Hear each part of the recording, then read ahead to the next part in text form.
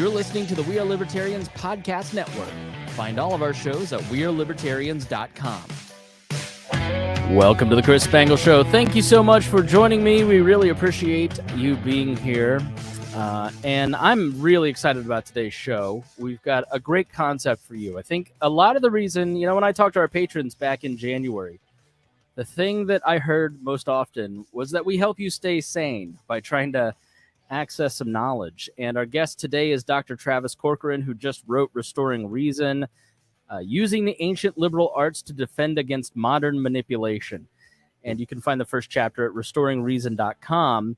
I found this book at Half Price Books years ago called The Trivium by Sister Miriam Joseph, and it's the liberal arts of logic, grammar, and rhetoric. And it helped influence my thinking because there's just too much information, Dr. Corcoran. Yeah. It's an overwhelming amount of information at this point in our lives. And I think it makes people feel a little bit crazy. Yeah, I agree. In fact, that's what we say this all the time. We live in the age of information, and which is great. I mean, I love information, but I'm sure you're very familiar with this after reading Sister Miriam Joseph's book. Information is good. However, it can be correct or incorrect. So we say this with pride, like, the age of information, but you just said it so perfectly. We're drowning in it. So I look forward to the age of reason or age of understanding, which is the second liberal art, so that we can progress and move on and actually make sense of the information and see, use the tools to see which is correct, which is incorrect. Well, let's start with your background. Tell us a little bit about yourself and who you are and how you got to writing this book. Okay. I had I would say my parents weren't too happy with it, but I did spend a lot of time in school and had a pretty diverse education. So I studied nuclear engineering when I was in the U.S. military, in the Navy. Then after that, I went to university, got my degree in philosophy. I started out in biology with a minor in philosophy. But after a few philosophy courses, I quickly switched that around. So I majored in philosophy and minored in biology. After that, I worked for a little bit as with the engineering that I got from the military, but I hurt my back at work, and went and saw a chiropractor. And that changed the course of my life. I was always very much into reason, critical thought, and I know there's a lot of, just like there's many different kinds of medical doctors, different kinds of politicians as well, but there are many different kinds of chiropractors. I was lucky I went to this one. She was very grounded in principles, which are fundamental truths, useful in system or chain of reasoning. And she was very grounded in principles. Everything conforms to reason. And that's when I made a big career change. So then I went back to school again as a chiropractor and got my doctorate in chiropractic. And then since then, I've really just been pursuing the Trivium, or these first three liberal arts, so that we can restore reason to not just healthcare, which was a big thing for me, but restore reason to politics, to business, to the family structure, and most importantly, just restore reason to discussion. So you've hit on some big concepts there. The way that I think Matt Taibbi nailed it a few weeks ago, and that we kind of live in an age where we've just got these two ecospheres when it comes to politics that are just kind of keeping people off balance. We're sort of living in a postmodern nightmare that, all those Christian pastors I listened to in the 2000s were like, well, if you abandon truth, then nothing will be true and everyone will go crazy. And that's sort of, I think, how people feel, where there's just sort of this, we live in the present so much, and it kind of breaks down some of these systems. So talk about the liberal arts, because I think when most people hear that, they just think about, I had to do a bunch of boring stuff in college. But the liberal arts are incredibly important to the Western mind in the world, and to an individual's way of thinking. So define liberal arts, please. The etymological definition really comes from the Latin liber and alus. Liber, as you know, that means liberty. That's the Latin root for liberty or freedom. And al from the alus, that means of or pertaining to. So these are the arts of or pertaining to freedom, really. These are the arts of freedom for our mind. And you yourself being familiar with Sister Miriam Joseph's book, you know that the Trivium is really the first 3 of the 7 classical liberal arts. And they're distinct from the quadrivium, or the last 4, because they're focused. These first 3 liberal arts are focused on the quality of your mind. And maybe I should make this too. There's a distinction between utilitarian arts or servile arts and the liberal arts. And Sister Miriam Joseph talks about this in her book as well. I don't get into that much detail in mine. I tried to make my book a little more reader friendly, user friendly. Yeah. Yeah. Cause I'm like, probably like you, if you ever recommend that book to people, they don't find it very sexy. It's really I haven't. No. She was born in 1898. She was, doctorate from Columbia. She was a very heady person, and you get a lot of, but I mean, what are those 7 classical liberal arts like? And why did you choose the first 3? The first 3, because like I said, they deal with the quality of mind. And the first one is, she refers to them as grammar. That's how we structure information. And then logic, how we structure an argument. So first you structure a statement, then structuring statements together, premises to form a conclusion. That would be logic, the second liberal art. And then rhetoric, which is concerned more with effectiveness, how effectively you communicate. So those are the first 3 liberal arts. And if you're familiar with John Taylor Gatto, he best describes these like the elite. Their education is pretty much just the Trivium. What they do is they read, they write, and they debate. And if now you can probably see why that's so important. Reading is probably one of the most effective ways of acquiring information, or grammar, right? I sometimes refer to the first 3 liberal arts a bit differently: knowledge, understanding, and wisdom, instead of grammar, logic, rhetoric. Or more modern terms, you could just say input, processing, output.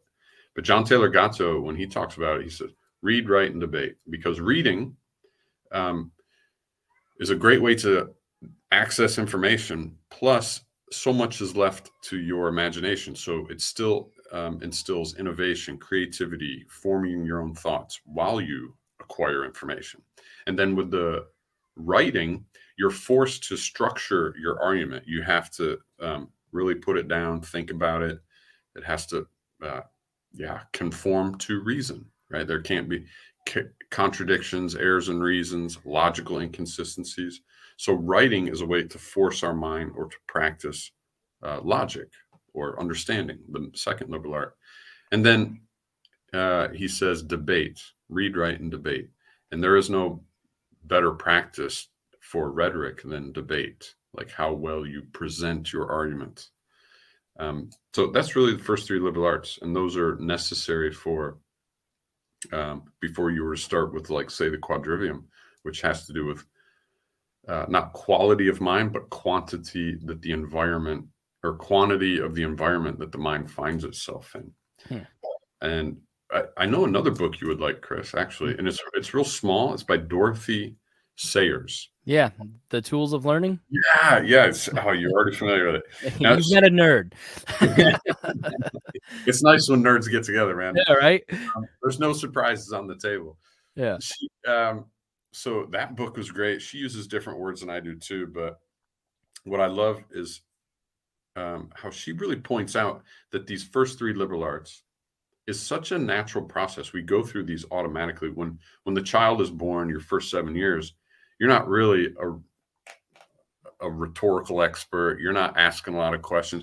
You're just absorbing information. It's just, you are and mostly empirically. So most of the knowledge for the child is empirically derived in the first 7 years. They just believe everything. They haven't developed good questioning skills or evaluation. But then you notice in America, it's really easy because we have the Santa Claus tradition. But from the ages around 7 or 9, that you can see the child naturally enters that question. They begin to evaluate. They have a sufficient database of knowledge, or grammar. They know how to identify things, construct statements. But now they're constructing questions and arguments. How does this man get from to every house in the world? How, why is the sky blue? This is a frustrating phase for a lot of parents, I think, because the children are just Now they want understanding. First, it was just I'm kind of in that phase, yeah, with what a 3-year-old. Like, yeah. I know the answer, but I can't explain it to you because you can't comprehend it. But it's I don't know. It's difficult. Yeah. Well, I think it'll get worse when they get to, like Dorothy Sayers says, when they get to the next 7 years, around 14, which is called sophomore, like a wise fool in the U.S. Then their database is sufficient, which is all should be growing the rest of their life if they're an avid reader like yourself. And then they also think they've made enough sense of the world now, and now they automatically enter that rhetorical fit. They want to speak, right? So now they know everything, and now they add a voice to it, which is also quite frustrating. That's why teenagers can be so frustrating for parents, I think. Yeah, I know. I look back at all the things that I said when I was a teenager and how dumb I was, and I just can't believe it. I can't believe anybody let me talk until around 38. So Sounds familiar. yeah, right. But I think the way that when I read your pitch and kind of the structure that you were putting together, it kind of made me think of exercise, like physical exercise. Yeah.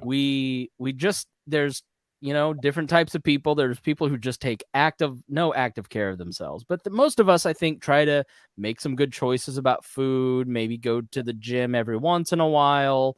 I'm telling on myself, but then there's people like my friend Dakota that just make this hardcore effort to be disciplined and structured in their physical diet. I try to do something similar as often as I have time with my reading and my mental diet and writing and podcasting, because I have an audience I've got to feed. And I often tell people, like, don't let yourself get lazy with the mental stuff, and it'll make you less crazy. Because like you said, if you're reading, writing, and then talking about this stuff, you have less anxiety about things, right? So, even I've got a situation going on with an infection, and it was very scary early on. And then I went to the doctor and they gave me knowledge, and then I was fine with it, right? Because I got some help. And so there's, we see this play out all the time in our regular lives, but then we don't seem to apply it to our information diet. We just sort of mindlessly scroll and spend hours on TikTok or Facebook or Instagram. And then we can't figure out why, while fundamentally the world is better than it's ever been, I should have died from this infection 150 years ago, for instance. We have a lot of advantages here in America. So how do you advise setting up a program for thinking? Oh man! Before anyone, I like the way you put it, because I often talk. Because you got to make the choice, right? Before you pick the diet plan and go to the gym, you got to make the decision to make the choice to do. It's great you realize that, and I'm sure many of your listeners probably pick up on that too, where they can draw those relationships from. Yeah, this is how it is physically. Well, if those principles are true physiologically, they must be psychologically too. Just as it is with the body, it should be with the mind. And the way you said it too, about like just mindlessly scrolling, I really consider that. And I can be guilty too. It's not that I'm not perfect in any way, but when we scroll like that, it is really just like endless junk food for your mind. And like anyone that was concerned about their physical health would never just nonstop consume junk food. McDonald's and ho-hos and ding dongs and Look how it's even more dangerous with the mind, because you don't know when you're full, right? But the first step before even creating a plan, which would probably be unique to the individual, but prior to starting, the first thing that has to happen is anyone that's considering this has to make the distinction between emotion and thought. Like, thoughts are not the same as feelings. And emotions are an automatic reaction to the environment that you find yourself in, where thoughts are responses, right? This is an active process. It's not automatic. And before, or if anyone's going to have any success or hope to improve the quality of their mind, they really need to distinguish between those two things. And I'm not like condemning or ridiculing emotions, that they're certainly very important. They serve a function. It's just not what so many people in our current culture think it is. Many people have strong it's called the conviction bias. They have such strong feelings about something, usually a political ideology, and they've never really thought about it. They don't understand the premises. They've been given a foregone conclusion by someone that may not have their best interests, a malevolent politician or whatever. And because they feel so strongly about it, they have convinced themselves that they have done actual thought, when instead they've just really connected with an emotion. And it's usually a good one, compassion is what a lot of people will use. Fear and anger are also easy attack points or easy targets in the human mind. And it's unfortunate those things become very addictive as well. Yeah. Fear and anger. TikTok, for instance, is surpassing Facebook in crazy levels. I do digital directing for a radio show. So my whole career for 20 years has been how to craft information to get your attention. I'm an attention merchant. And TikTok is specifically designed like candy for your brain. You pick one video and then all of a sudden you've been there for an hour. And I find myself doing it. Like I'll be reading a book and then I'll pick up my phone because my brain nags at me. I pick it up and then I realize an hour later, like I've been on TikTok looking at like music videos from Aerosmith, because it gives you anything and everything that you want on demand in interesting ways. And I have to commit to putting that down or not actively using those channels. I mean, I've been a social media addict since 2005.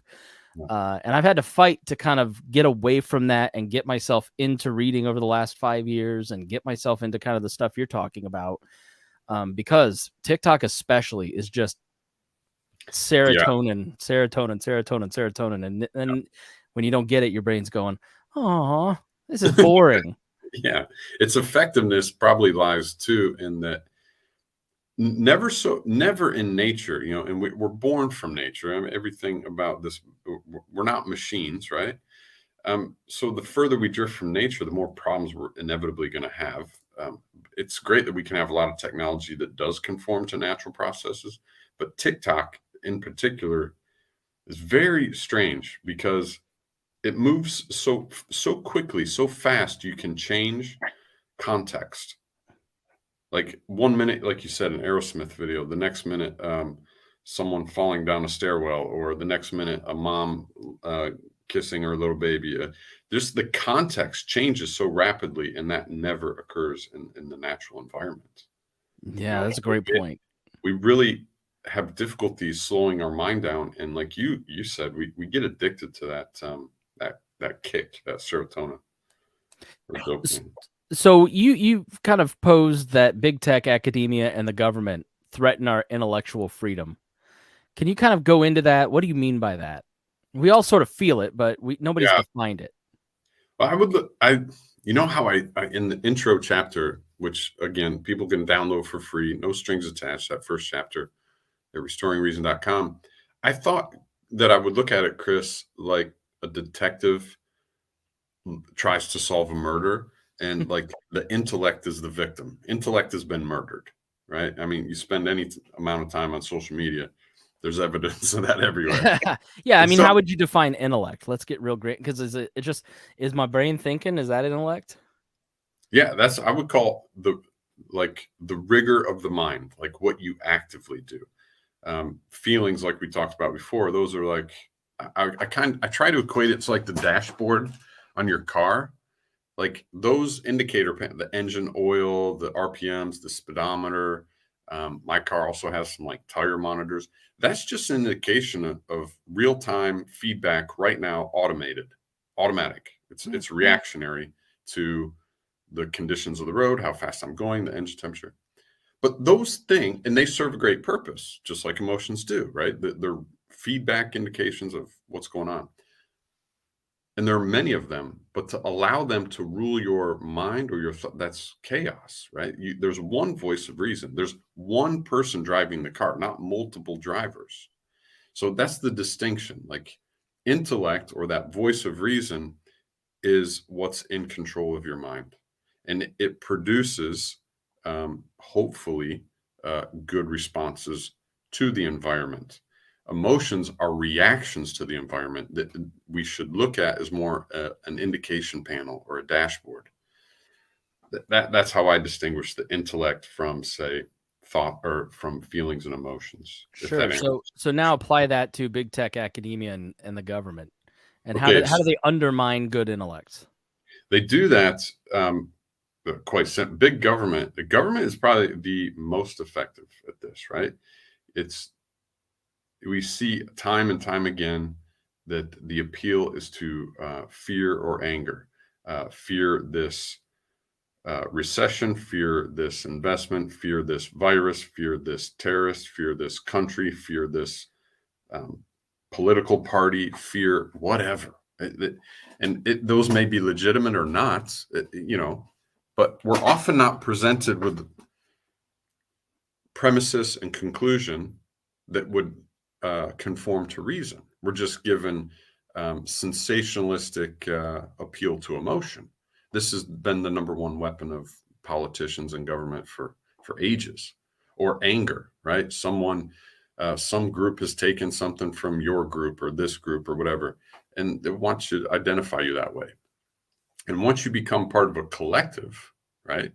Whatever, like based on your religious practices or political affiliation, gender, color, whatever, that they want to keep you from being an individual. Individuals have intellect. Collectives have like this group think of conformity. And that's one of the quickest ways to downplay or deregulate your intellect. If only we had any examples over the last couple of years to go off of. I don't know. Maybe we'll get one in the future. If only. If only.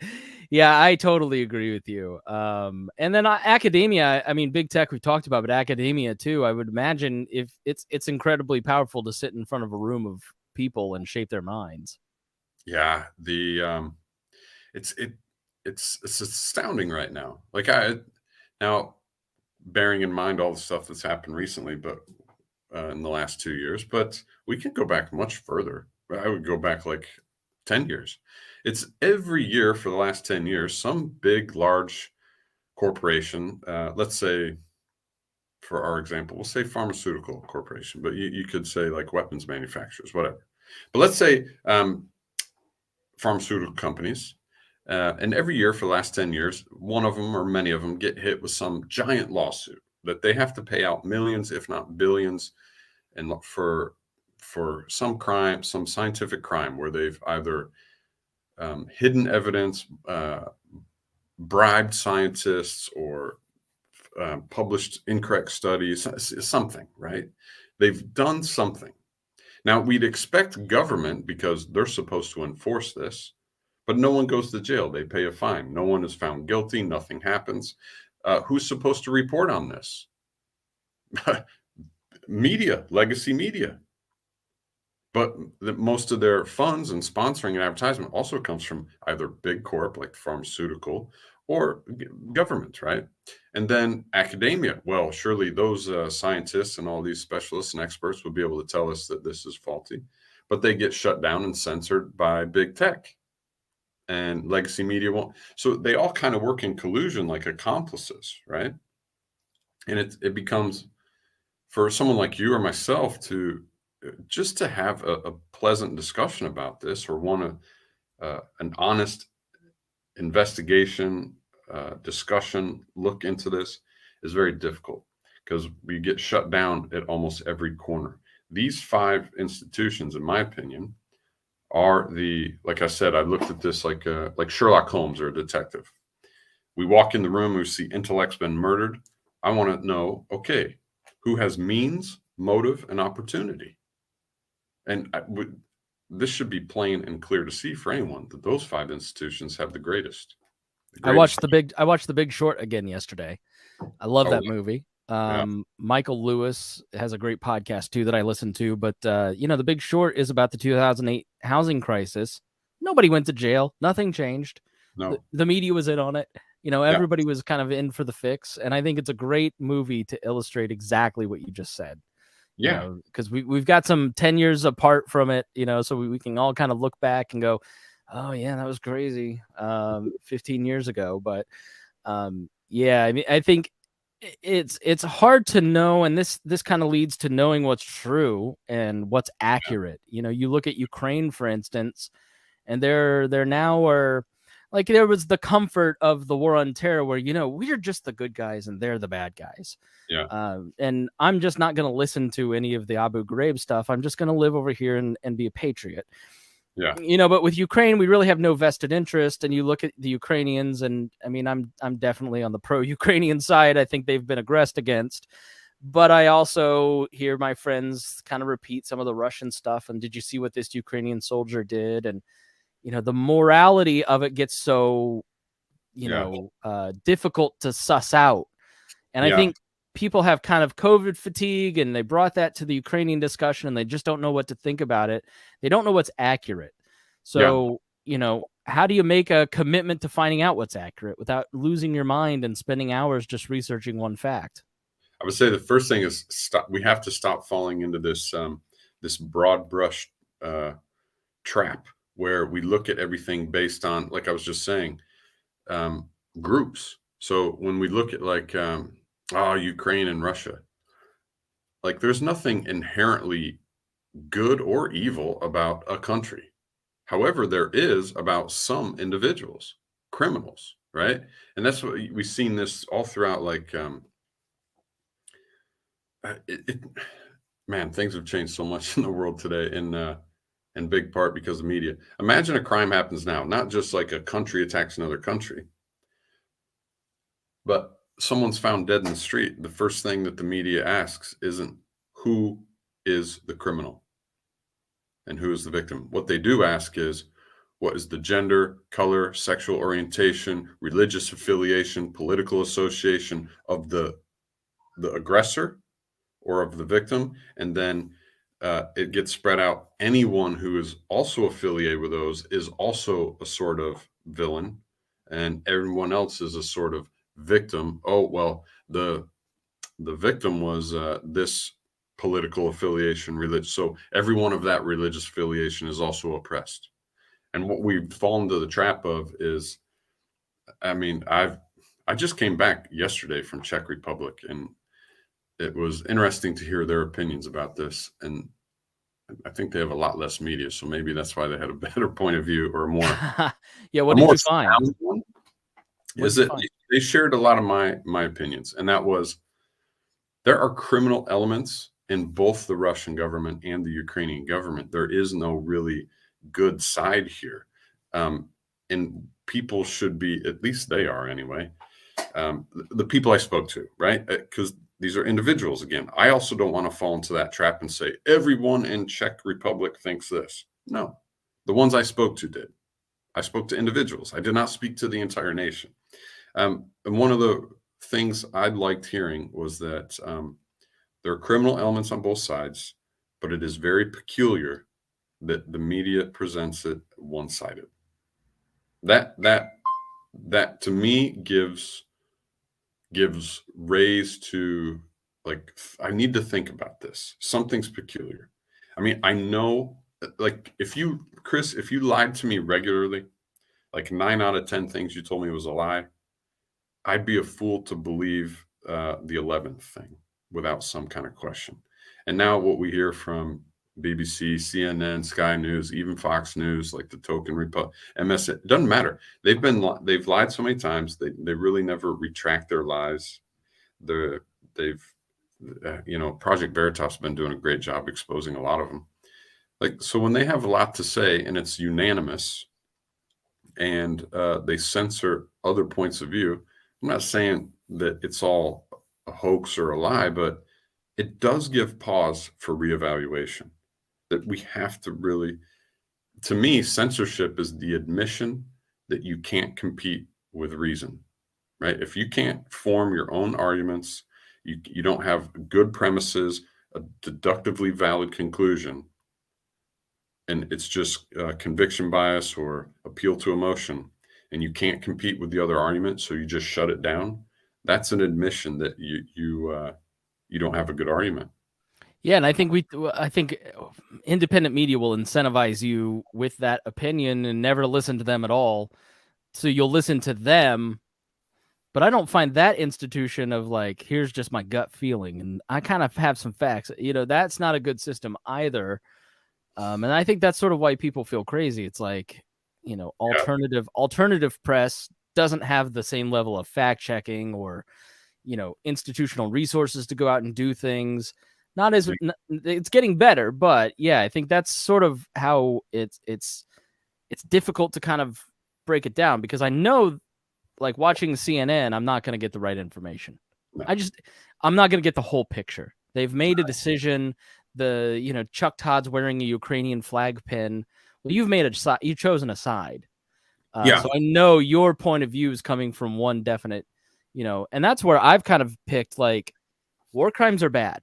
That's my principle. Yeah. And so anybody that's committing a war crime, I'm against them. I'm against Vladimir Putin. I'm against the Avos battalion. I'm against anybody that is committing a war crime, because those are bad. Anybody that is, taking people's stuff, hitting them, hurting them, defrauding them, these are bad things, and I'm against you. Right. This is great, because what you're doing is it's getting closer to starting, and this is something we should all try and practice, is start at first principles. We have jumped into realms, and that's part of the information overload. We're getting thrown all this sophisticated, complicated information at us, right? Deep economic crimes and God knows what else is going on, and expected to make sense of it. It's ridiculous. Most people can't even make sense of their own personal life, and then they're already forming opinions about this. And one of the best places to start is to begin with, I think it's something I've been doing, is to regularly engage in healthy conflict, like a healthy debates with friends and family, just healthy conflict, because conflict clarifies. It clarifies your own arguments. It clarifies your errors in reason, your own personal logical inconsistencies, and don't be afraid to be wrong. And this is the best way forward. And stay small. Like we're taking in all these massive geopolitical issues as if, one, we can do something about it. Two, that we could even stand a chance of completely comprehending it. The best is to start with your community. I see more and more of some people close to me that I really admire what they're doing. They're starting to run for like local city councils, right? I can't do anything about the whole world, but maybe I could start my community with my neighbors, my friends, my family, the people that I actually know, not the people presented to me, perhaps with, and almost always with some bias on social media or legacy media like CNN and big channels. That's a huge thing that I've been talking about lately. Like you could be as mad at Barack Obama and Trump and Joe Biden as you want to be. Like you can sit and watch the 2 Minutes Hate on CNN all you want, and you can, load up on weapons and say we're going to overthrow the government because this is all bad. But like, have you gone to a city council meeting? Because if you talk to any city councilor, they see the same 4 people that show up to every city council meeting, and no one new ever shows up. And so maybe Republican democracy is not over yet because we haven't participated. Let's talk about rhetoric, because part of the issue that we're talking about, it sounds like rhetoric is the problem here, right? Like too much rhetoric. There's no civic action. There's nobody showing up to volunteer at the nonprofits. Civil society is eroding. And because everybody's just online talking to each other. So why are you out there promoting rhetoric when that's the problem? Well, I don't think rhetoric to me is rhetoric. I wouldn't call rhetoric the problem. I call empty rhetoric a problem, or rhetoric without the first two, because the Trivium goes in a particular order. It goes first grammar, then logic, then rhetoric, or first knowledge, then understanding, then wisdom.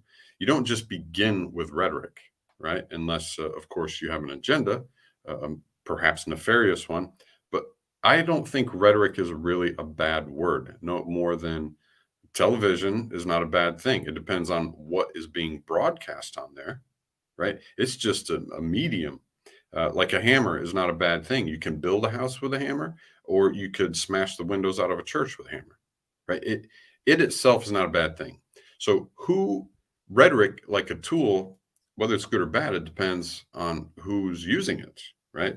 Rhetoric, when you become really skilled at it, it's effective at, and that's what rhetoric's concerned with, effectiveness, right? It is, and what we have now, I would say in social media is the best example of this.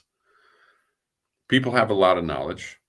They haven't bothered to verify if it's correct or incorrect, because to them it doesn't matter, right? It appeals to emotion. So they have knowledge, the first liberal art, correct or incorrect. And then they skip over logic or reasoning.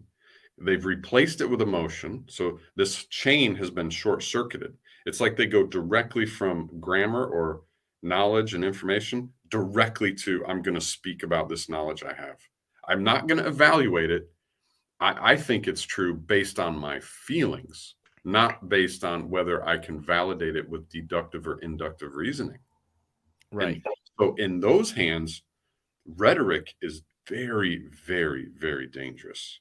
But in the hands of someone who is good, compassionate, cares, and wants to change the world for the better, productive, and I would say genuinely progressive, unlike what I hear the word progressive. Sometimes I cringe a bit, but then rhetoric is a very powerful and good thing.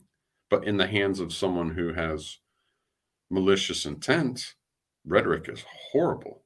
And it's what many dictators have used very effectively for years. Yeah, because they've got you emotional and fearful, and then you're easy to control.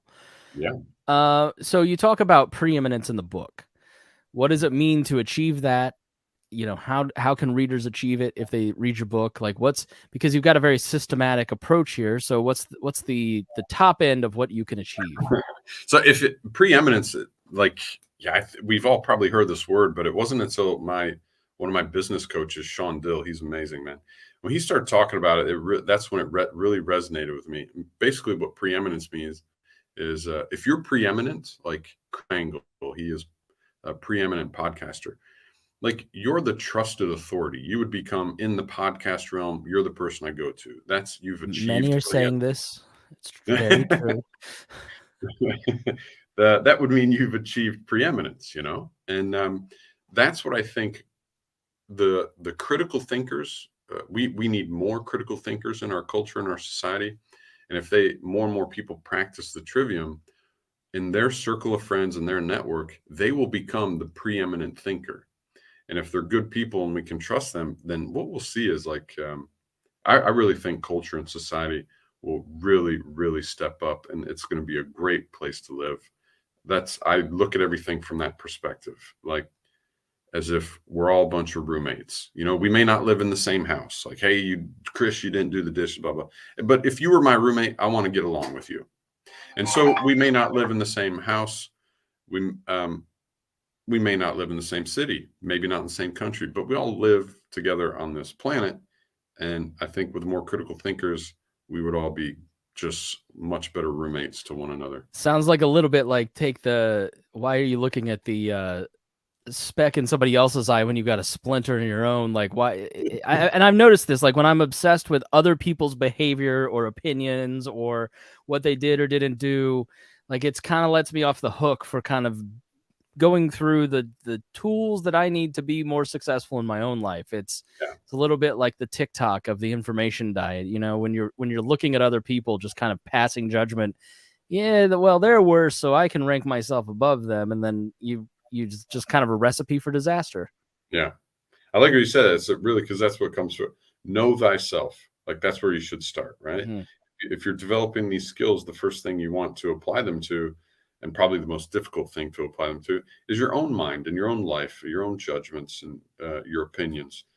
Unfortunately, we get too attached to those. Something I've been practicing lately to help with that, maybe it'll help your listeners, is when we talk about an idea, an opinion, that we stop using possessive pronouns before that. Instead, use like an indefinite or definite article. So instead of, I would say, well, my opinion or what I think, I would say, well, here's a thought. What about this perspective? Stop attaching ourselves, because then if that perspective is attacked, and you've attached a possessive, like here's my perspective, here's my opinion, and it gets attacked, you're much more likely to defend it irrationally rather than being open to amending it. And this is something that really always boggles my mind. This is if there was on my computer or this phone, there was a virus on there that interfered with its processing, and you pointed it out to me, I would thank you. I was like, oh, thanks. Right. I would go, great, it works better. Thank you, man. But when it comes to our own mind, we defend that error, that virus. We're like, no. It's crazy. It's don't you want your mind to work better? So if someone points out a contradiction in your thinking, or in a thought, or some errors in the reason, then why aren't we thankful to those people? I've seen this so many times in the libertarian world because people go, why do they take it so personally? And it's because the term libertarian has become their identity. The term, I am a Democrat and this is my identity, or I am against Republicans and that's my identity, or I am a Trump supporter and that's my identity. And so if you criticize him, you've criticized my group, then I have to attack you with the North. Yeah. It's just, I think that's a huge problem that people make, is that they don't stay flexible and they start to attach these weird ideology. Ideology is not an identity. It's just a way to think, right? Or a system of governance. It's not your personality. 100%. It's not you that's being attacked. No one's beating you up. It's just an idea. And the beautiful thing is, once we recognize we have the freedom to change those ideas, it's great. But however, we should never change those ideas to conform to a collective. But at the same time, we shouldn't, like the nonconformists. Well, I'm not going to conform just so I can be that's also an identity thing. Yeah. I heard someone say once, oh, you nonconformists, you're all alike. I thought that was very Well, Dr. Travis Corcoran, thank you so much. Author of Restoring Reason. Get the first chapter at restoringreason.com. Where can people follow you? Shameless self-promotion time. Well, I don't really promote, but I would honestly say what I hope for the world is that we all, like I said, we just restore reason to discussion. You and I had a great discussion. So my hope is that they just buy the book and share the book with their friends. So go to www.restoringreason.com, get the first chapter for free, and see if it's what you like. And then maybe we'll be in touch after that if you like where the conversation goes. Thank you, Dr. Travis Corcoran.